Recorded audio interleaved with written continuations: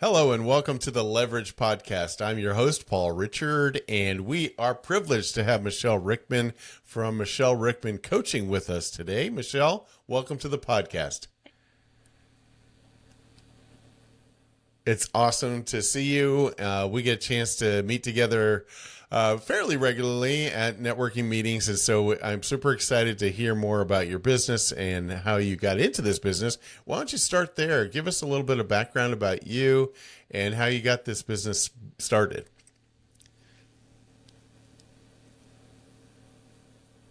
Ah,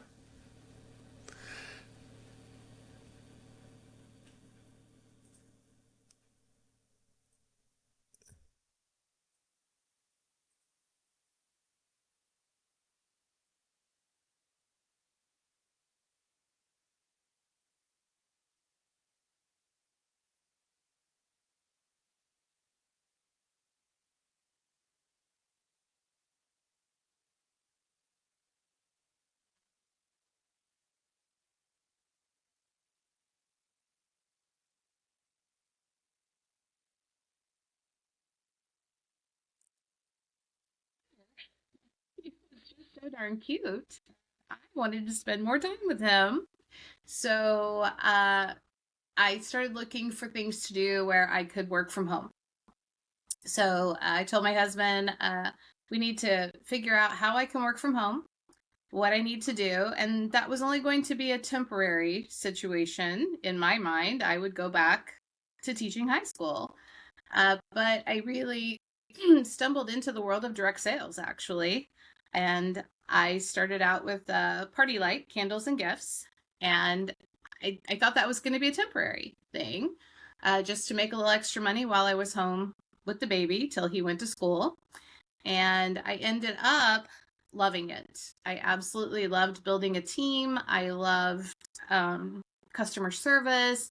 And that's really funny because my whole growing up life, I was told commission sales bad. It's not secure, it's not safe, the things we get told when we're young. And turns out that it wasn't bad for me. And I ended up becoming a regional vice president with that company. So I had a team of about 100 people across the US that I coached. And I did that for 12 and a half years. I was with Party Light. I earned lots of trips. I coached lots of people. And I realized that building a team was very much like teaching. It was teaching people how to believe in themselves, teaching people that they could have options, teaching people that they could have their cake and eat it too. They could be home with their kids and make money. They could support themselves in college. So I had team members from every walk of life, from retirement to college. And in after 12 and a half years with Party Light, I actually was sought out by Park Lane Jewelry, and they are one of the oldest direct sales businesses still going. They're family owned, and they had an approach to direct sales that I had been looking for. And so they brought me in at the same level I had been in Party Light, which, if you know anything about multi level marketing, direct sales, usually if you're going to move to a different company, you have to start at the bottom again and work your way up. And the CEO of Park Lane, when he interviewed me, said, I'm the CEO of a business. Why would somebody want to hire me and tell me I had to start in the mailroom?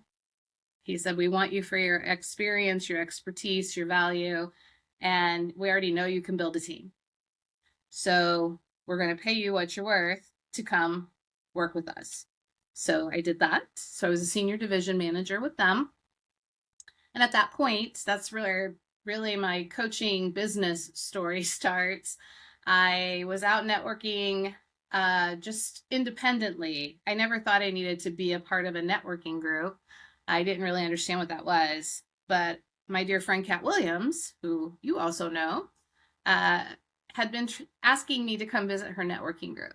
And I knew that I needed to do something different because candle customers and jewelry customers aren't all the same. And I needed to build a new network of clients and also a new network of consultants. So I went to my first official networking meeting and realized that this was where I needed to be. I needed to be meeting other business people. I needed to be learning more from people. But while I was doing that, every time I was at a networking meeting, I realized that I was thinking to myself, hey, if that person were on my team, I would coach them to do it this way, or I would coach them to say this instead. Or the worst thing always for me was I would listen to someone talk about their business and I still didn't really understand what Yeah. they did or why I needed them. And that made me feel really bad for them. And then it occurred to me, my husband and I were talking about it actually, and I said, why would they have to be on my team? Why would they have to be in my business? I created all of the coaching that I'm doing with my team. I've taken what has been given to me and I've adapted it, and I have created new programs. My favorite people to help build businesses with were the people who were too shy to be out there, the people who thought they could never do sales. And I started thinking maybe I should start my own coaching on the side. Uh, I would be having meetings with members of the networking group. Most networking is effective if you do the one-to-one meetings and get to know people. And I would leave there thinking, boy, I just gave that person a lot of value. They would give me value, but I would be coaching them on things they could do to build their business. And I saw the business potential there. And so I started a business called 4D, Style and Presentation Coaching, helping people identify their fourth dimension, which is your persona. Style, because through Park Lane, I was blessed to work with ETV stylists, entertainment television stylists. And I had learned basically accessory science and how to help people find the right look for them, build their confidence that way. And then presentation, because I truly, truly believe my entire business is founded on the idea that people deserve to be seen and heard effectively. The number one fear in the world, number one phobia is public speaking. And the number one way to get your business out there is word of mouth. And no one should have to feel so intimidated about talking about their business or themselves that they actually hinder themselves. And so I started building that business. Then I realized that I had more to bring to the table and I could expand and I could really begin to help people get over their fear of public speaking. I could work with businesses, not just individuals. And that is when Michele Rickman Coaching came into being. And here we are. So That's awesome. I'd love to drill down a little bit on some of the skills that and some of the giftings that you have that brought you to this place. So I've been teaching out I call it teaching, but it really is my spotlight. My spotlight, rather than selling, I like to bring value, right? And so recently I've been doing the majority of my spotlight is about 10x versus 2x, or 10x is easier than 2x. Are you familiar with that book at all? Okay, it's by Dan Sullivan, and it's really about if you wanted to, just briefly, 2x, if you wanted to double your business next year, most of us would think, I just need to work more hours. I need to be more efficient in what I'm doing. It's a grinding thing. Work, at night and work, add hours, this kind of thing. But if I wanted to 10x my business by next year at this time, I'd have to completely tear apart what I'm doing and start from scratch and take my skills, but I'd have to do it differently, right? Because now, if I was a realtor and I sold 10 times the number of houses, or if I was, selling Juice Plus and I did 10 more clients a month, and so I'd be like, wow, this would be crazy. And So it makes you rethink those things. And that's the type of person that I want to work with, at least in my leverage business, is to help them delegate and then grow. So one of the things, but in that book, it talks about working in your talents, your the things that the giftings that you have, and that. So I'm thinking about Michele here, and as you're talking, as you develop from being a teacher and recognizing, it sounds like you recognize some things that were happening. Obviously, sometimes we don't get the feedback as to how good we are about certain things, right? So what did you see in yourself that helped you to grow this organization so large and this type of thing and become so successful in that? Talk about your giftings and your talents in that area. Realized even when I was teaching that I could build connections with people and I could really see them. Um, I, I think one of my gifts is that, well, I know one of my gifts is that I can sit and talk with people, and I call it hearing between the lines. Some people can see between the lines. I can hear between the lines. I really can hear what people mean, what's missing from what they're saying. And that really did start with my students. I had students who thought that they were limited to just being an athlete or just being in choir, or that those were they had to focus on one talent. And I started helping them broaden their horizons. And I realized that I had a lot of students who would just come to talk to me to bounce ideas off of me. And I I started really focusing on the fact that I really do hear people. I want to hear them. I don't want to just sit and have a conversation. I want to I want to hear them, what they're really saying. Whether the reason that they are afraid of public speaking is because they've been told their whole lives, be quiet. And so I could start seeing what people needed to say. And I was coaching my students on that. And so when I first started working with grown-ups, um, in recruiting and having them start their businesses, I realized it was exactly the same thing. I could hear what they wanted, what they needed, what they were afraid of, and why they were afraid of it.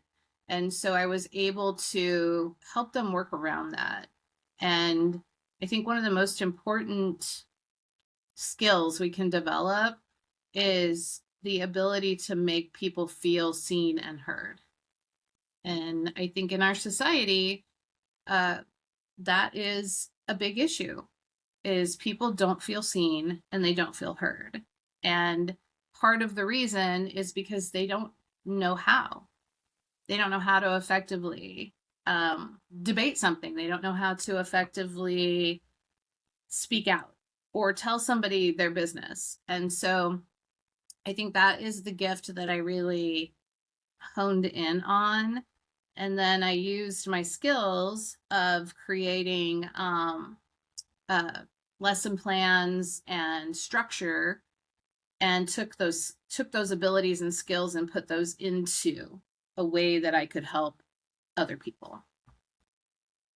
That's fantastic. I love that. And so, did you develop kind of a curriculum? Like when someone comes to coach with you, do you say, "Hey, I've got a 10-week program," or do you say, "Hey, we want to take you to this end zone here. Let's start here. Take baby steps, maybe I guess as it might be termed, and work that way." How does your coaching work systematically? How do you work through that?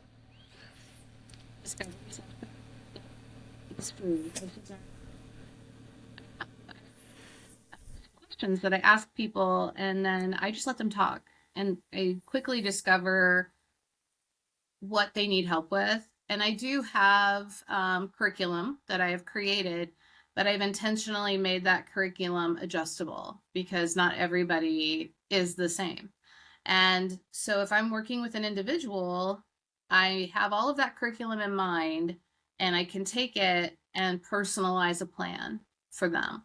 I discover quickly the people who come to me who have put themselves in a box and they've been influenced by the world around them. I recently had a client who, immediately sitting down and talking with her, I knew that she'd been taught to be very humble and to hold back, because if you talk about yourself, you're bragging. And she was really limiting herself, and her fear of talking about herself and her business was actually spilling over into other parts of her life. And so I took my Harness Your Fear curriculum and I adjusted that for her. And then we moved into how to use that to present and organize your thoughts and your messages. And most importantly, I focused on helping her see that she was the expert. She was the expert in her field, and she needed to embrace that, regardless of the fact that she'd only been doing it for a short period of time. The truth is, she'd actually been doing it for years. She's only been getting paid for it for a short period of time. And so I adjust the curriculum and we start working together. And the length of time that we work together is really based on what the person needs. For some people, we meet 6 times, 5 times, and they're ready to go. For other people, we have to take it a little slower because they have to mentally adjust to what we're doing. Some people have a lot of homework because we're having to reset their thought processes. And so it takes a little longer for us to do that. They also have access to me outside of the coaching time. So if they have a thought that comes to mind, or they have a little breakthrough, they reach out to me and we talk about that in a phone call or a text that we have going. And then once we have established their message or we've gotten them past that fear of speaking, then from there, I show up for them. I recently went to see one of my clients present. She had to do a presentation. I helped her figure out what we were zeroing in on. I coached her on how to use her fear as a bonus, not as something to hold her back. We shifted her self-talk. We put together her presentation. And then I was there in the audience just so that she could look up and remember that she could do all of this. So that's my coaching style. I personalize it when I'm working with individuals. I can also adapt it and personalize it for a business based on what that business does. So I can come in, I can work with the business, meet them where they are in a group, and I can walk them through that as a group and also coach the people in charge on how to continue that. So, yeah. That's awesome. And so it sounds like the fear of speaking or public speaking is a big one, and I agree with you. That's a big one. When I was in college, I was afraid to stand in front of the 15 people in my speech class, and give the talk, and then through in part of my presentation too at Spotlight is I say, do the thing that you fear. So because most of the times when you do it, it's not as fearful than that what you thought it was, right? In that case, and that type of thing. And so that's so awesome. That's so awesome. And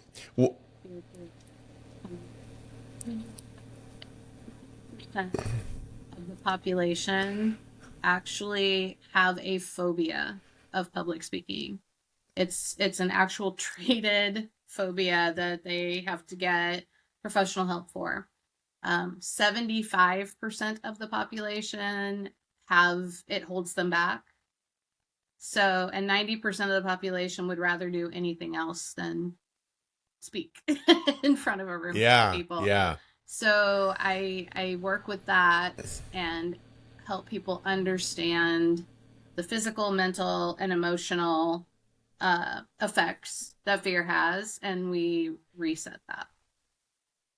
That's cool. I think when we first talked about the podcast invite, I may have mentioned this yet. When I first was handing out my explanation of what the podcast was, inviting people to, go on my QR code and sign up, and I'll bring them on. And we're just going to talk about them. Like over the 6 months I did that, and the hundreds and hundreds of people, I got like 5 people to sign up. And then when I called everybody, I booked like 27 podcasts in like 3.5 hours, right? Right. And a lot of it had to do, I didn't realize the fear of being on a podcast for people, the unknown, right? The unknown of it. And so I was startled really with that, because I would explain it. It's like a one-to-one, which we would consider a one-to-one or meeting outside the meeting for networking, except I'm just going to focus on you, right? And I want to hear about you and your business, just like we're doing now, and that type of thing. And so to get comfortable in that as well. So talk about a little bit in your coaching.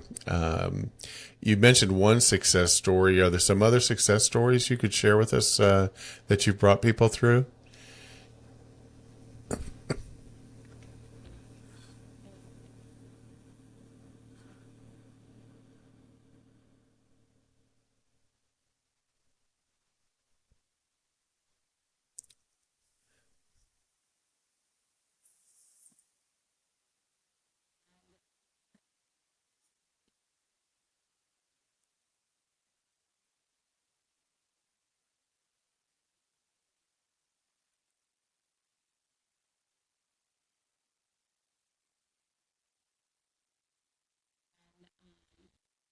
By working individually with her, she grew her business.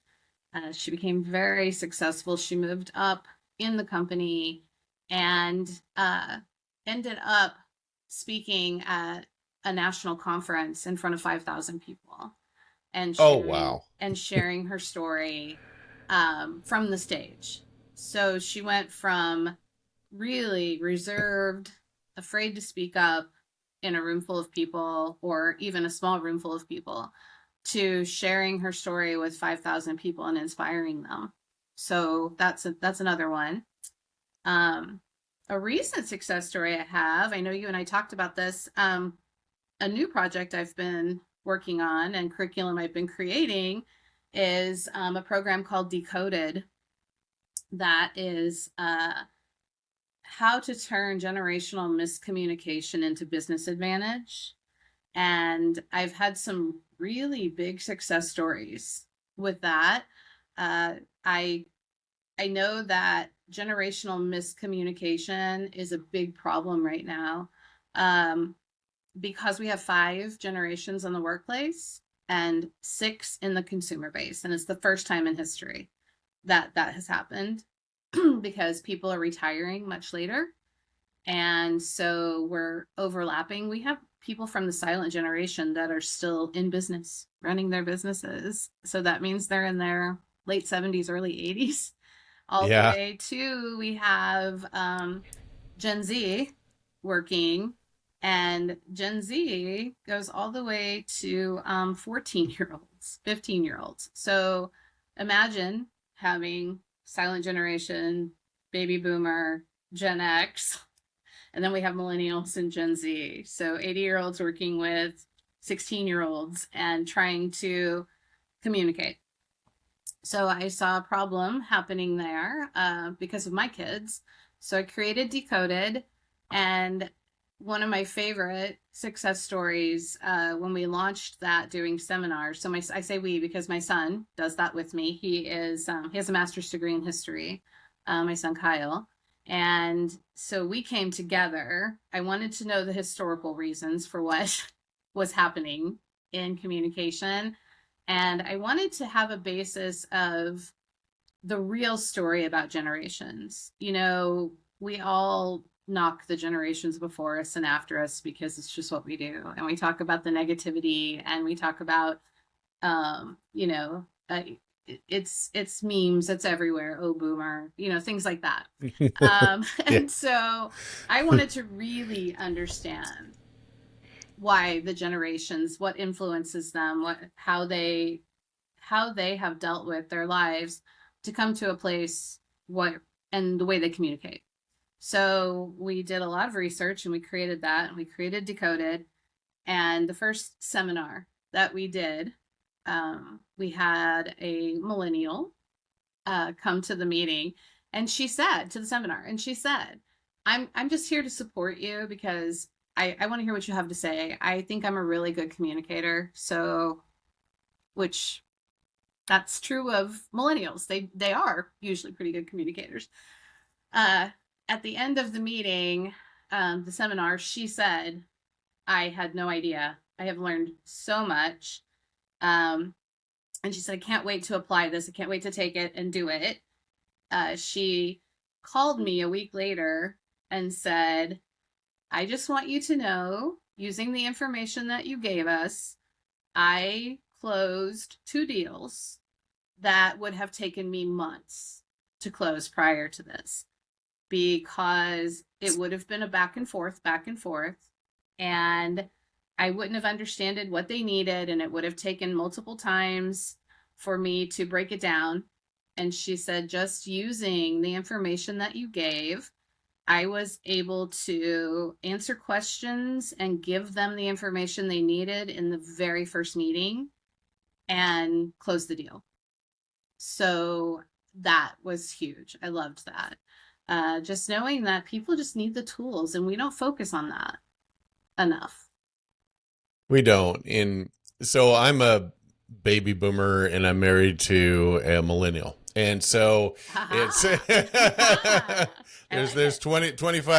25 years between my wife and I, Uh-huh. and so we actually have so much fun because, you know, she missed out on some things that I, especially musically and some other things, obviously, and I totally, you know, understand what you're saying. There's just, and the pendulum swings right back and forth, generation to generation. So there's you know, the boomers tended to be, you know, hardworking and whatever and that kind of thing. And not that others aren't. It's just, you know, we were raised to get a job, get going, grind, you know, those kind of things. And sometimes now it's like, you know, it's a little bit different. And of course, video games and all kinds of things affected many things in the life of in technology, right? And all those things. And so it is important to go and realize, hey, where's this person coming from? And I think, you know, our listening skills have to be very, very sharp on that. And like you said, listen between the lines is so important. So and you know, value those things and understand the perspective that they're coming from is so important. So yeah, that's awesome. So I love that, and it's great that you and your son are working together. I'm sorry, how old is your son now? 28. Gen Z. Yep. Um, Yes. our goal from the very beginning was to focus on each generation's strengths instead of their shortcomings, because there's a lot of information out there about generations, but it tends to be um, skewed toward, well, you need to adapt to this generation, or this generation needs to adapt to another. And here's their shortcomings, or, you know, Gen X are grumpy, boomers are too structured, millennials are too touchy feely. So there's a lot of negative connotation out there. We wanted to focus on the strengths, and we wanted to bring in that historical perspective so that people could really understand the strengths that each generation brings to the table. Because if you could create a team that had a person from each generation on it, and you let everyone play to their strengths, that team would be unstoppable. And but you got to understand their strengths, because priorities are different for each generation because of what they've experienced and what they've been through. And you know, I'm Gen X, so in the workplace you got a job because in the 80s jobs were hard to find. And so you got your job and you stuck with it. and you didn't have to like it, and you went to work and you did what you were told and you kept your head down, and maybe you had a toxic boss, but oh well, that's just what you did because you weren't going to walk away. It was going to be hard to find a different job. And my kids, I have 3 Gen Zers, and work life balance is hugely important to them.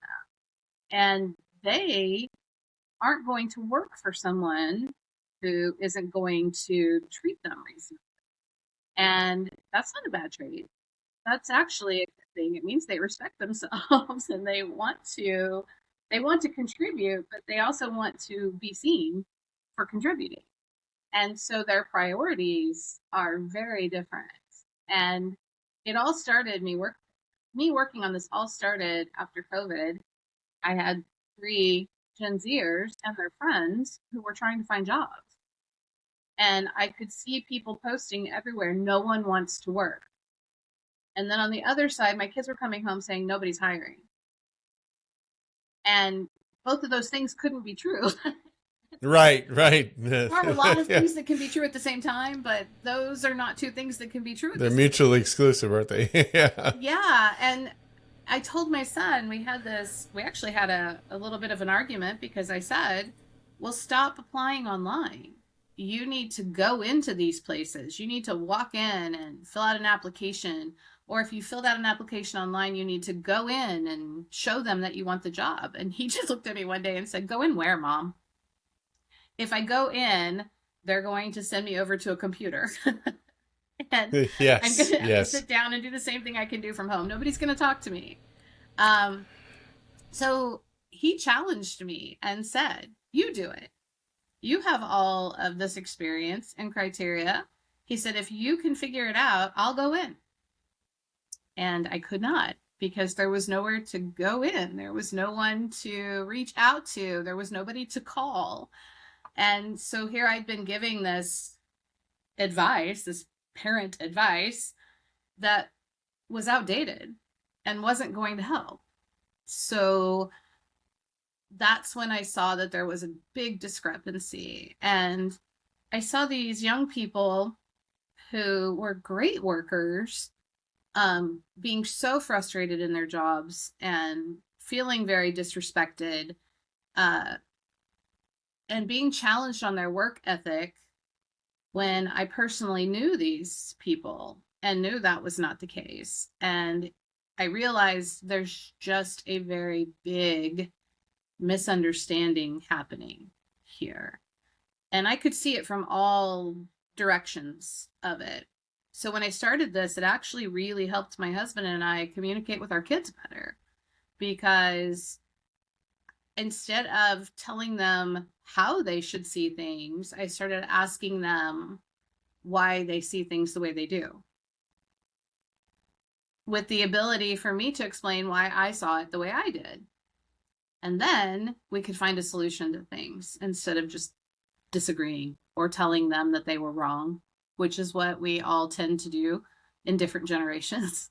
Oh, well, you're just wrong. Yeah. Well, okay. So we've covered a lot. This is fantastic. And there's so many things that are exciting about what you're doing, and you're solving a lot of issues for people. And I'm so glad that, how could they access you? So if somebody's not in your group of, a sphere right now or in your networking groups, what's the best way that people that watch this get a hold of you so that they can start to, you know, get involved in the coaching that you have available? It's available. It's a work in progress right now because we're doing a bunch of updates to it, but there's still a contact form they can fill out and reach out to me. And so that is www.michellerickman.com, and it is Michelle with 1 L. So, and Rickman, just like it sounds, Rickman. So MichelleRickman.com, and they can go right there, and there is a form they can fill out to get in contact with me. They can follow me on Facebook. And I use my personal page because I think it's super important for people to see that connection. So that is Michelle Ryan Rickman. And another funky spelling, Ryan is spelled Rion, and they can follow me Oh, there. yes. Uh-huh. Yeah, yeah. A lot of fun, different spellings with my name. So Michelle was one out. Ryan is Rion, and they can just follow me. They can follow my page as a professional page. I share a lot of information there, and they can message me. My phone number's there. They can shoot me an email. Yeah. Awesome. Before we go, though, I would like to explore one thing. So, if somebody wants to do did you call it an initial consultation, or what did you call Discovery it? session. Uh-huh. Discovery session. Yeah, thank you. I knew it was something. So, if they want to get involved in a discovery session with you, you said it is a free opportunity. What should they expect? Kind of what's the process of that particular opportunity, and how do you play that out? Question. Um, I can do it over the phone. We can Zoom. We can meet in person. It just depends on Okay. where the person is because I can do this anywhere in the world. We start out, it's very conversational. I think that people are expecting me to give them a quiz or something, and that's not the case. It's very conversational. I start out with some really simple questions. For example, I ask them what they think is holding them back. I talk to them about how their fear presents itself. So for some people, it's a very physical reaction. For some people, it's a very emotional reaction. Some people have all the above. And I really let them talk. I ask questions, but it's really just about hearing what they're saying so that I know what their struggle actually is. And then from there, I make recommendations on the best approach for us to take and the best way for them to get the most from the coaching sessions. Excuse me. So, when people meet with you, what would be a normal, rhythm? Are you doing like once a week, or how is it? What's typical? It really is dependent on the person. Generally, it's once a week. That seems to be the easiest for people. So that's probably my average is that people meet with me once a week. Usually it's anywhere from, I usually do 5 to 10 weeks, depending on what we're working on. It also is dependent on how much time they need to process information and to do the homework. So for some people, weekly works just fine. Some people want to jump right in and we do twice a week. But there are people who want to meet every other week because they want to have time to work through the information, especially people who are really struggling with that fear of public speaking. The process that I give them, there's practice to it, and they want to have time to implement that. So, Very good. mhm. One of the things I was wondering, and maybe it's labeled differently in today's world, like in the '90s, I people would call me out and say that I was codependent. Okay, is that do they use that term anymore, or what is that used today? What is It that is like? used a lot. People say codependent. I think it's misused a lot, but Is it yes, okay? I think it's misused a lot. Yes, I think it is. It's given to relationships where it's a supportive relationship. It's not that somebody absolutely has to have that person, but that person is their safety net. It's their security. It's the person that they trust the most. And I think that codependency can really be a term that gets thrown around a lot when that's not really what's happening. So, Understood. Understood. Yeah, it was. I throughout my life, I've had, several either authors or books or influencers in my life. A lot of times now it's YouTube, right? Not books necessarily, or it could be a TED talk, or it could be something like that. Who were your top three influencers as you've developed your view on life and that type of thing?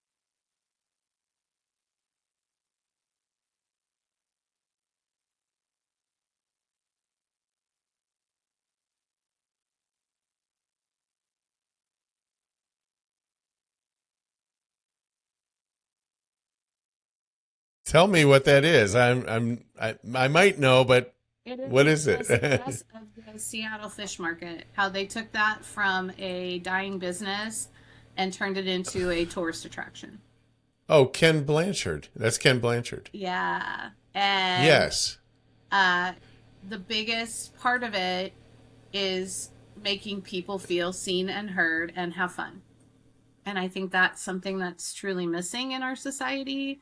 And I think that anything can be fun. Work can be fun. Business can be fun. And I think that's super, super important. So that's another one.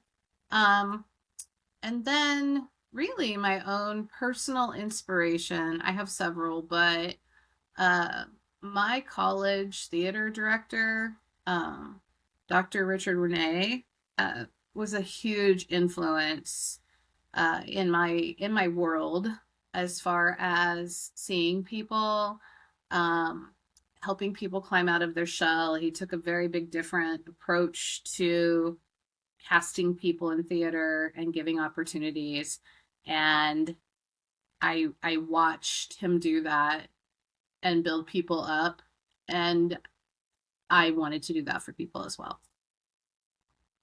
That's awesome. Well, it's funny because the first audiobook I ever listened to was Swim with the Sharks Without Getting Eaten Alive, Uh-huh. which is a Jack Canfield, one of it might be his first book. I can't remember. Yeah, I don't You know. know, He has one too did you ever called, read that one? I haven't read that one. He has one called Maximum Self Confidence. That is a big one. I love that one. I actually got to meet him and be trained by him when I was with Party Light. And his story, just his complete story, inspired me. I don't know, people don't know this, but he was an inner city school teacher. Uh, Hmm. is how he started his career. He taught Wow. in the inner city in some pretty dangerous schools. And so he needed inspiration and motivation, and he needed to take that into the kids. But he was having a struggle finding the books that he wanted and needed. And he got an idea to create a catalog of inspirational and motivational books. And that is where he really started with things. Very good. Well, and Ken Blanchard was an influencer in my life as well. I think Raving Fans was one of my favorite books of his. Uh-huh. The 1 Minute Manager was always one that, was promoted back then. And I would say for me, the third one probably, which went back to kind of the codependency idea, was Henry Cloud and John Townsend, who wrote the book Boundaries. And the subtitle of Boundaries is or how to say yes, how to say no, and get control of your life. And, and the whole idea of that book was when you tell somebody no, that tests the relationship because you can tell people no and they still stay in relationship with you, then that is a solid relationship, or at least potentially a solid relationship. And that totally changed my perspective. And we had a small group study or book club or something we did that in, and I was like, wow, this is amazing. And yeah. Yeah. So, well, Michelle, this has been awesome. There's so much more we could talk about, but this has been fantastic. Oh, I'd love to have you on again to, to explore some of these ideas as well, and maybe talk more about success stories. But thanks for being with us today, and I look forward to seeing you soon at one of our meetings. So much for having me. This has been a lot of fun. I love sharing information. So thank you for listening to me. Absolutely. Take care. All right, Bye. thanks. Bye bye.